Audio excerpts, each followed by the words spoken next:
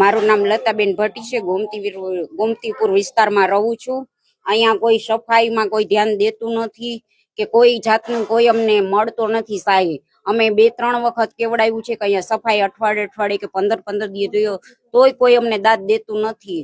વચ્ચે પાણી ભરાણું તો અહીંના કોપરેટર કે કોઈ અમને દાદ દેવા આવ્યા નતા, કોઈ અમને કોઈ જાતની સહાય મળી નથી। હા, ફોર્મ ભરાવી ગયા હતા અમને। અત્યારે તો અમે એને પોસ્ટર લગાવ્યું છે કે અમે મત દેવા રાજી નથી। જ્યારે અમારું કામ થશે ને ત્યારે જ અમે મત દેશું, તે સિવાય દેશું નહીં।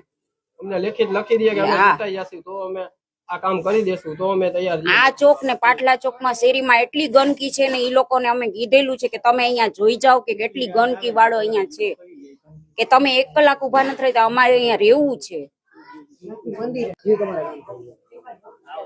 મારું નામ લતાબેન ભટ્ટી છે।